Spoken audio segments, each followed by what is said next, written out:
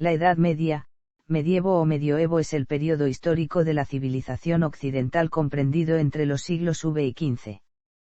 Convencionalmente, su inicio se sitúa en el año 476 con la caída del Imperio Romano de Occidente y su fin en 1492 con el descubrimiento de América, o en 1453 con la caída del Imperio Bizantino, fecha que tiene la singularidad de coincidir con la invención de la imprenta, publicación de la Biblia de Gutenberg, y con el fin de la Guerra de los 100 años. A día de hoy, los historiadores del periodo prefieren matizar esta ruptura entre antigüedad y Edad Media de manera que entre los siglos III y VIII se suele hablar de antigüedad tardía, que habría sido una gran etapa de transición en todos los ámbitos, en lo económico, para la sustitución del modo de producción esclavista por el modo de producción feudal, en lo social, para la desaparición del concepto de ciudadanía romana y la definición de los estamentos medievales, en lo político para la descomposición de las estructuras centralizadas del Imperio Romano que dio paso a una dispersión del poder, y en lo ideológico y cultural para la absorción y sustitución de la cultura clásica por las teocéntricas culturas cristiana o islámica. Suele dividirse en dos grandes periodos, temprana o alta Edad Media, y baja Edad Media, que a su vez puede dividirse en un periodo de plenitud, la plena Edad Media, y los dos últimos siglos que presenciaron la crisis del siglo XIV. Aunque hay algunos ejemplos de utilización previa, el concepto de Edad Media nació como la segunda edad de la división tradicional del tiempo histórico debida a Cristóbal Cellarius, quien la consideraba un tiempo intermedio, sin apenas valor por sí mismo, entre la Edad Antigua identificada con el arte y la cultura de la civilización grecorromana de la Antigüedad clásica y la renovación cultural de la Edad Moderna, en la que él se sitúa, que comienza con el Renacimiento y el humanismo.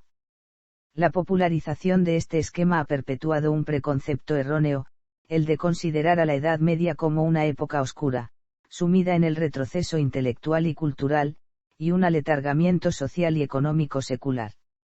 Sería un periodo dominado por el aislamiento, la ignorancia, la teocracia, la superstición y el miedo milenarista alimentado por la inseguridad endémica, la violencia y la brutalidad de guerras e invasiones constantes y epidemias apocalípticas. Sin embargo, en este largo periodo de 1000 años hubo todo tipo de hechos y procesos muy diferentes entre sí, diferenciados temporal y geográficamente, respondiendo tanto a influencias mutuas con otras civilizaciones y espacios como a dinámicas internas. Muchos de ellos tuvieron una gran proyección hacia el futuro, entre otros los que sentaron las bases del desarrollo de la posterior expansión europea, y el desarrollo de los agentes sociales que desarrollaron una sociedad estamental de base predominantemente rural pero que presenció el nacimiento de una incipiente vida urbana y una burguesía que con el tiempo desarrollarán el capitalismo. Lejos de ser una época inmovilista, la Edad Media, que había comenzado con migraciones de pueblos enteros, y continuado con grandes procesos repobladores, vio cómo en sus últimos siglos los antiguos caminos se reparaban y modernizaban con airosos puentes, y se llenaban de toda clase de viajeros encarnando la metáfora espiritual de la vida como un viaje. También surgieron en la Edad Media formas políticas nuevas, que van desde el califato islámico a los poderes universales de la cristiandad latina o el imperio bizantino y los reinos eslavos integrados en la cristiandad oriental, y en menor escala, todo tipo de ciudades-estado, desde las pequeñas ciudades episcopales alemanas hasta repúblicas que mantuvieron imperios marítimos como Venecia, dejando en la mitad de la escala a la que tuvo mayor proyección futura, las monarquías feudales, que, transformadas en monarquías autoritarias, prefiguran el Estado moderno. De hecho, todos los conceptos asociados a lo que se ha venido en llamar modernidad aparecen en la Edad Media, en sus aspectos intelectuales con la misma crisis de la escolástica. Ninguno de ellos sería entendible sin el propio feudalismo, se entienda este como modo de producción o como sistema político, según las distintas interpretaciones historiográficas. El choque de civilizaciones entre cristianismo e islamismo, manifestado en la ruptura de la unidad del Mediterráneo, la reconquista española y las cruzadas, tuvo también su parte de fértil intercambio cultural que amplió los horizontes intelectuales de Europa, hasta entonces limitada a los restos de la cultura clásica salvados por el monacato altomedieval y adaptados al cristianismo. Esa misma Europa occidental produjo una impresionante sucesión de estilos artísticos, que en las zonas fronterizas se mestizaron también con el arte islámico o con el arte bizantino. La ciencia medieval no respondía a una metodología moderna, pero tampoco lo había hecho la de los autores clásicos, que se ocuparon de la naturaleza desde su propia perspectiva, y en ambas edades sin conexión con el mundo de las técnicas, que estaba relegado al trabajo manual de artesanos y campesinos, responsables de un lento pero constante progreso en las herramientas y procesos productivos. La diferenciación entre oficios viles y mecánicos y profesiones liberales vinculadas al estudio intelectual convivió con una teórica puesta en valor espiritual del trabajo en el entorno de los monasterios benedictinos, cuestión que no pasó de ser un ejercicio piadoso, sobrepasado por la mucho más trascendente valoración de la pobreza, determinada por la estructura económica y social y que se expresó en el pensamiento económico medieval. Medievalismo es tanto la cualidad o carácter de medieval, como el interés por la época y los temas medievales y su estudio, y medievalista el especialista en estas materias. El descrédito de la Edad Media fue una constante durante la Edad Moderna, en la que humanismo, renacimiento, racionalismo, clasicismo e ilustración se afirman como reacciones contra ella, o más bien contra lo que entienden que significaba, o contra los rasgos de su propio presente que intentan descalificar como pervivencias medievales. No obstante, desde fines del siglo XVI se producen interesantes recopilaciones de fuentes documentales medievales que buscan un método crítico para la ciencia histórica. El romanticismo y el nacionalismo del siglo XIX revalorizaron la Edad Media como parte de su programa estético y como reacción antiacadémica, además de como única posibilidad de encontrar base histórica a las emergentes naciones. Los abusos románticos de la ambientación medieval, produjeron ya a mediados del siglo XIX la reacción del realismo. Otro tipo de abusos son los que dan lugar a una abundante literatura pseudohistórica que llega hasta el presente, y que ha encontrado la fórmula del éxito mediático entremezclando temas esotéricos sacados de partes más o menos oscuras de la Edad Media. Algunos de ellos se vincularon al nazismo, como el alemán Otto Rahn. Por otro lado, hay abundancia de otros tipos de producciones artísticas de ficción de diversa calidad y orientación inspiradas en la Edad Media. También se han desarrollado en el siglo XX otros movimientos medievalistas, un medievalismo historiográfico serio, centrado en la renovación metodológica y un medievalismo popular. Es impropio hablar de Edad Media y en otras civilizaciones. None. El inicio de la Edad Media. Aunque se han propuesto varias fechas para el inicio de la Edad Media, de las cuales la más extendida es la del año 476, lo cierto es que no podemos ubicar el inicio de una manera tan exacta ya que la Edad Media no nace, sino que se hace a consecuencia de todo un largo y lento proceso que se extiende por espacio de 5 siglos y que provoca cambios enormes a todos los niveles de una forma muy profunda que incluso repercutirán hasta nuestros días. Podemos considerar que ese proceso empieza con la crisis del siglo III, vinculada a los problemas de reproducción inherentes al modo de producción esclavista, que necesitaba una expansión imperial continua que ya no se producía tras la fijación del limes romano. Posiblemente también confluyeran factores climáticos para la sucesión de malas cosechas y epidemias, y de un modo mucho más evidente las primeras invasiones germánicas y sublevaciones campesinas, en un periodo en que se suceden muchos breves y trágicos mandatos imperiales. Desde Caracalla la ciudadanía romana estaba extendida a todos los hombres libres del imperio, muestra de que tal condición, antes tan codiciada, había dejado de ser atractiva. El Bajo Imperio adquiere un aspecto cada vez más medieval desde principios del siglo IV con las reformas de Diocleciano, difuminación de las diferencias entre los esclavos, cada vez más escasos, y los colonos, campesinos libres, pero sujetos a condiciones cada vez mayores de servidumbre, que pierden la libertad de cambiar de domicilio, teniendo que trabajar siempre la misma tierra, herencia obligatoria de cargos públicos, antes disputados en reñidas elecciones, y oficios artesanales, sometidos a colegiación, precedente de los gremios, todo para evitar la evasión fiscal y la despoblación de las ciudades, cuyo papel de centro de consumo y de comercio y de articulación de las zonas rurales cada vez es menos importante. Al menos, las reformas consiguen mantener el edificio institucional romano, aunque no sin intensificar la ruralización y aristocratización, sobre todo en Occidente, que queda desvinculado de Oriente con la partición del imperio.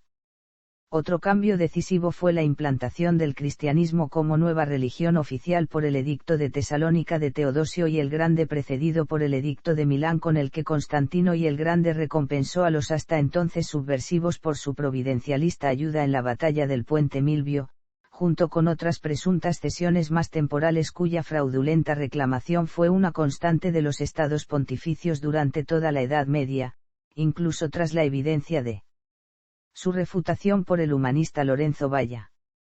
Ningún evento concreto, a pesar de la abundancia y concatenación de hechos catastróficos, determinó por sí mismo el fin de la Edad Antigua y el inicio de la Edad Media, ni los sucesivos saqueos de Roma, ni la pavorosa irrupción de los hunos de Atila, ni el derrocamiento de Rómulo Augustulo, fueron sucesos que sus contemporáneos consideraran iniciadores de una nueva época.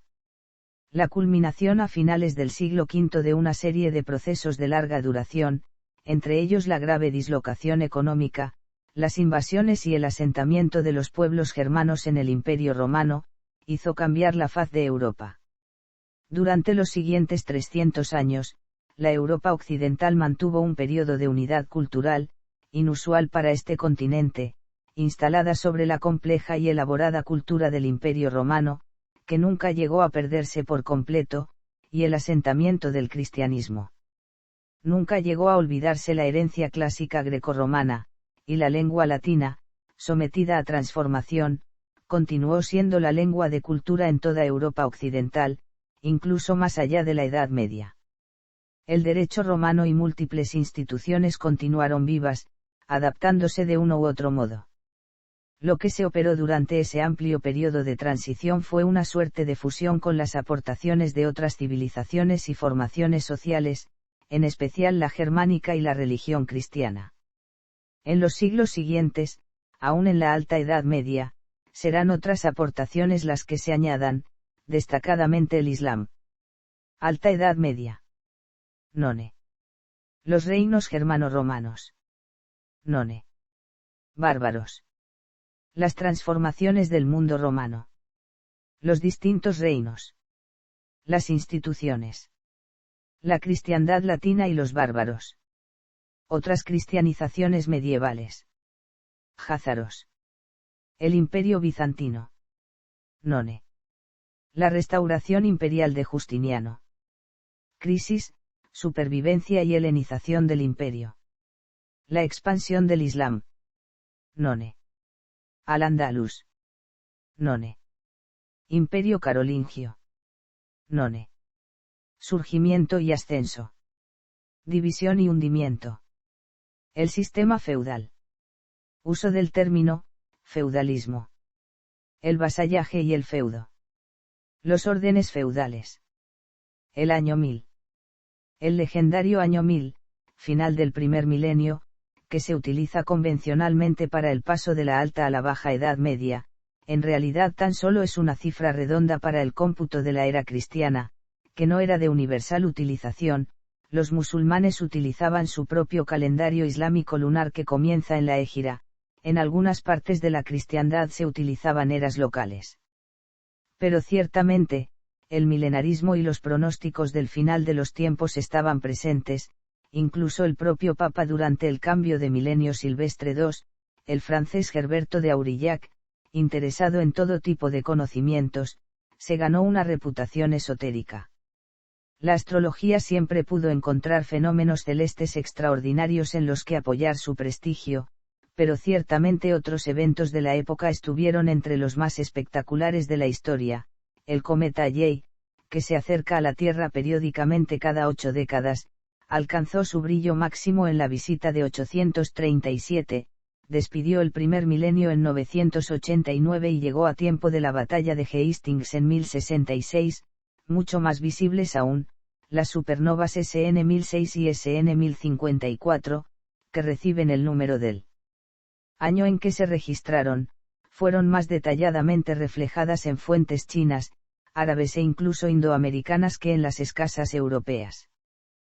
Todo el siglo X, más bien por las condiciones reales que por las imaginarias, puede considerarse parte de una época oscura, pesimista, insegura y presidida por el miedo a todo tipo de peligros, reales e imaginarios, naturales y sobrenaturales, miedo al mar, miedo al bosque, miedo a las brujas y los demonios y a todo lo que, sin entrar dentro de lo sobrenatural cristiano, quedaba relegado a lo inexplicable y al concepto de lo maravilloso, atribuido a seres de dudosa o quizá posible existencia.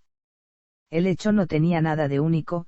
1000 años más tarde, el siglo XX hizo nacer miedos comparables, al holocausto nuclear, al cambio climático, al comunismo, a la libertad, comparación que ha sido puesta de manifiesto por los historiadores e interpretada por los sociólogos.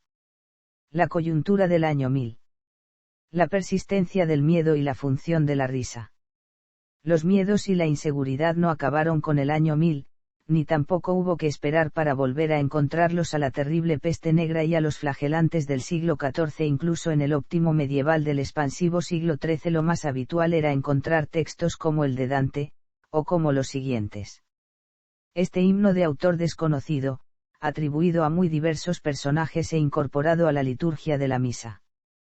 Pero también participa de la misma concepción pesimista del mundo este otro, proveniente de un ambiente totalmente opuesto, recogido en una colección de poemas goliardos. Lo sobrenatural estaba presente en la vida cotidiana de todos como un constante recordatorio de la brevedad de la vida y la inminencia de la muerte, cuyo radical igualitarismo se aplicaba, en contrapunto con la desigualdad de las condiciones, como un cohesionador social, al igual que la promesa de la vida eterna. La imaginación se excitaba con las imágenes más morbosas de lo que ocurriría en el juicio final, los tormentos del infierno y de los méritos que los santos habían obtenido con su vida ascética y sus martirios. Esto no solo operaba en los amedrentados y letrados que únicamente disponían del Evangelio en piedra de las iglesias. La mayor parte de los lectores cultos daban todo crédito a las escenas truculentas que llenaban los martirologios y a las inverosímiles historias de la leyenda áurea de Yacaapo da Vorágine. El miedo era inherente a la violencia estructural permanente del feudalismo, que aunque se encauzara por mecanismos aceptables socialmente y estableciera un orden estamental teóricamente perfecto, era un permanente recuerdo de la posibilidad de subversión del orden, periódicamente renovado con guerras, invasiones y sublevaciones internas. En particular, las sátiras contra el rústico eran manifestaciones de la mezcla de desprecio y desconfianza con que clérigos y nobles veían al siervo, reducido a un monstruo deforme, ignorante y violento, capaz de las mayores atrocidades, sobre todo cuando se agrupaba. Pero al mismo tiempo, se sostenía, como parte esencial del edificio ideológico, que la voz del pueblo era la voz de Dios. El espíritu medieval debía asumir la contradicción de impulsar manifestaciones públicas de piedad y devoción y al tiempo permitir generosas concesiones al pecado. Los carnavales y otras parodias grotescas permitían todo tipo de licencias, incluso la blasfemia y la burla a lo sagrado, invirtiendo las jerarquías, haciendo triunfar todo lo que el resto del año estaba prohibido, era considerado feo, desagradable o daba miedo, como reacción saludable al terror cotidiano al más allá y garantía de que, pasados los excesos de la fiesta, se volvería dócilmente al trabajo y la obediencia. Seriedad y tristeza eran prerrogativas de quien practicaba un sagrado optimismo, mientras que la risa era la medicina del que vivía con pesimismo una vida miserable y difícil. Frente al mayor rigorismo del cristianismo primitivo, los teólogos medievales especulaban sobre si Cristo río o no, lo que justificaba textos cómicos eclesiásticos, como la Coena Cipriani y la Joca Monachorum. Plena Edad Media. None. La expansión del sistema feudal. Dinamismo interno, económico, social, tecnológico e intelectual. La universidad. La escolástica. El surgimiento de la burguesía. Nuevas entidades políticas. Poderes universales, monarquías feudales y ciudades-estado. Parlamentarismo. La reforma gregoriana y las reformas monásticas. Hildebrando de Toscana, ya desde su posición bajo los pontificados de León IX y Nicolás II, y más tarde como Papa Gregorio VII, emprendió un programa de centralización de la Iglesia, con la ayuda de los benedictinos de Cluny, que se extendieron por toda Europa occidental implicando a las monarquías feudales. Las siguientes reformas monásticas, como la cartuja y sobre todo la cisterciense, significarán nuevos fortalecimientos de la jerarquía eclesiástica y su implantación dispersa en todo el territorio europeo como una impresionante fuerza social y económica ligada a las estructuras feudales, vinculada a las familias nobles y a las dinastías regias y con una base de riqueza territorial e inmobiliaria, a la que se añadía el cobro de los derechos propios de la Iglesia. El fortalecimiento del poder papal intensificó las tensiones políticas e ideológicas con el Imperio Germánico y con la Iglesia Oriental, que en este caso terminarán llevando al cisma de Oriente. Las cruzadas trajeron como consecuencia la creación de un tipo especial de órdenes religiosas, que, además de someterse a una regla monástica, exigían a sus componentes una vida castrense más que ascética. Fueron las órdenes militares, fundadas tras la toma de Jerusalén en 1099. También se constituyeron en otros contextos geográficos. La adaptación a la pujante vida urbana de los siglos XII y XIII será misión de un nuevo ciclo de fundaciones en el clero regular, las órdenes mendicantes, cuyos miembros no eran monjes, sino frailes, y de nuevas instituciones, las universidades y la Inquisición. Innovaciones dogmáticas y devocionales. Mariología. Sacramentos y cohesión social. Minorías religiosas. Delito, pecado y sexo. Expansión geográfica de la Europa feudal. La expansión geográfica se llevó a cabo, o se intentó llevar a cabo, al menos, en varias direcciones, siguiendo no tanto un propósito determinado por concepciones nacionalistas inexistentes en la época, sino la dinámica propia de las casas feudales. Los normandos, vikingos asentados en Normandía, dieron origen a una de las casas feudales más expansivas de Europa, que se extendió por Francia, Inglaterra e Italia, enlazada con las de Anjou, Plantagenet y Aquitania. Las casas de Navarra y Castilla, Francia, Borgoña y Flandes y Austria son otros buenos ejemplos, y todas ellas se vieron vinculadas por alianzas, enlaces matrimoniales y enfrentamientos sucesorios o territoriales, consustanciales a las relaciones feudo-vasalláticas y expresión de la violencia inherente al feudalismo. En el contexto espacial de la Europa nórdica y centro-oriental tuvieron un desarrollo similar la casa de Sweyn-Stridson danesa, la Bjalbo noruega y los Sverker y Erik suecos, y más tarde la dinastía Jogalia o Jagellón. En España, simultáneamente a la disolución del Califato de Córdoba, se creó un vacío de poder que los reinos feudales cristiano-hispánicos de Castilla, León, Navarra, Portugal y Aragón intentaron aprovechar, expandiéndose frente a los reinos de taifas musulmanes en la llamada Reconquista. En las Islas Británicas, el Reino de Inglaterra intentó repetidas veces invadir a Gales, Escocia e Irlanda, con mayor o menor éxito. En Europa del Norte, acabadas las invasiones de los vikingos, las riquezas saqueadas por estos sirvieron para adquirir productos y servicios occidentales, creando en el mar Báltico una próspera red comercial que atrajo a los escandinavos a la civilización occidental, mientras su expansión hacia el oeste por el Atlántico no pasó de la mítica Vinlandia. Los vikingos orientales, fundaron numerosos reinos en la Rusia europea y llegaron hasta Constantinopla. Los vikingos occidentales se instalaron en Normandía, Inglaterra, Sicilia y el sur de la actual Italia, creando reinos centralizados y eficientes. En el este, en el año 955, Otón el Grande batió a los húngaros en la batalla del río Lech y reincorporó Hungría a Occidente, al tiempo que comenzaba la germanización de Polonia, hasta entonces pagana. Posteriormente, desde tiempos de Enrique el León, los alemanes se fueron abriendo paso a través de las tierras de los vendos, hasta el mar Báltico, en un proceso de colonización conocido como Ostsiedlung. Pero sin lugar a dudas, el movimiento de expansión más espectacular, aunque finalmente fallido, fueron las cruzadas, en donde selectos miembros de la nobleza guerrera occidental cruzaron el mar Mediterráneo e invadieron el Medio Oriente, creando reinos de efímera duración. Las cruzadas. Balance de la expansión geográfica. Cristianos, musulmanes y judíos en la península ibérica. Baja Edad Media. None. La crisis del siglo INBSP, SPAN 14/SPAN. None.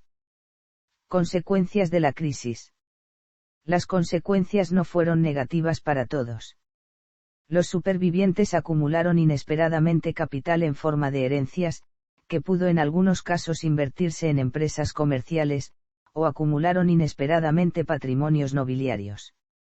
Las alteraciones de los precios de mercado de los productos, sometidos a tensiones nunca vistas de oferta y demanda, cambió la forma de percibir las relaciones económicas. Los salarios crecían al tiempo que las rentas feudales pasaron a ser inseguras, obligando a los señores a decisiones difíciles. Alternativamente, primero tendieron a ser más comprensivos con sus siervos, que a veces estuvieron en situación de imponer una nueva relación, liberados de la servidumbre, mientras que en un segundo momento, sobre todo tras algunas rebeliones campesinas fracasadas y duramente reprimidas, impusieron en algunas zonas una nueva refeudalización, o cambios de estrategia productiva como el paso de la agricultura a la ganadería.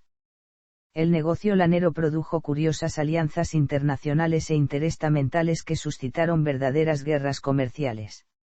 Únicamente los nobles con más capacidad pudieron convertirse en una gran nobleza o aristocracia de grandes casas nobiliarias, mientras que la pequeña nobleza se empobrecía, reducida a la mera supervivencia o a la búsqueda de nuevos tipos de ingresos en la creciente administración de las monarquías, o a los tradicionales de la Iglesia. En las instituciones del clero también se va abriendo un abismo entre el alto clero de obispos, canónigos y abades y los curas de parroquias pobres, y el bajo clero de frailes o clérigos vagabundos, de opiniones teológicas difusas, o bien supervivientes materialistas en la práctica, goliardos o estudiantes sin oficio ni beneficio.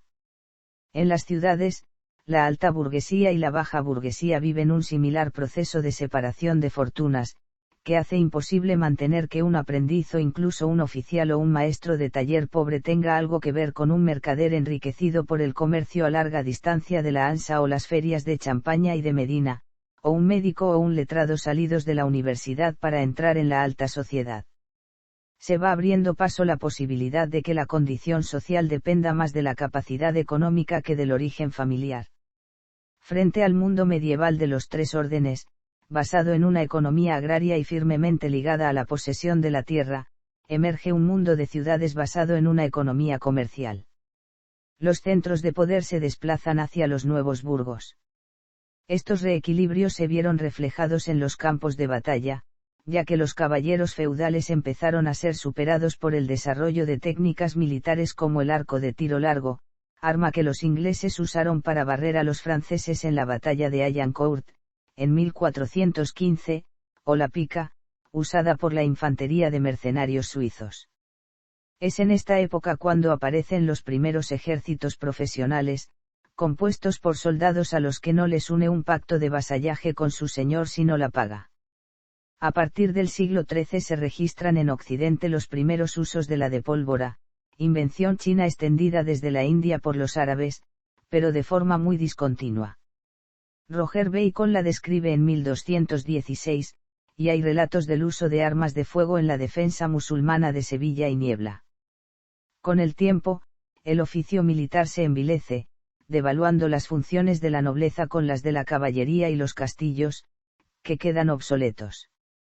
El aumento de los costes y las tácticas de batallas y asedios traerá como consecuencia el aumento del poder del rey frente a la aristocracia. La guerra pasa a depender no de las huestes feudales, sino de los crecientes impuestos, pagados por los no privilegiados. Nuevas ideas.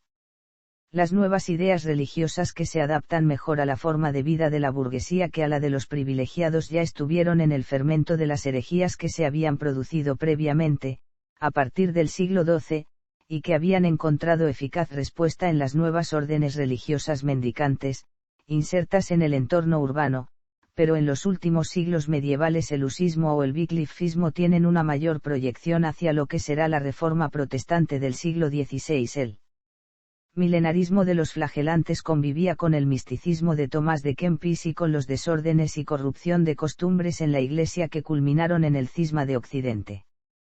Fue devastador el impacto que tuvo en la cristiandad occidental el espectáculo de dos papas excomulgándose mutuamente, uno en la llamada cautividad de Aviñón a la que le sometía el rey de Francia, otro en Roma y un tercero elegido por el Concilio de Pisa. La situación no se recondujo totalmente ni siquiera con el Concilio de Constanza, que si hubieran prosperado las tesis conciliaristas se habría convertido en una especie de Parlamento Europeo supranacional, cuasi soberano y competente en toda clase de temas.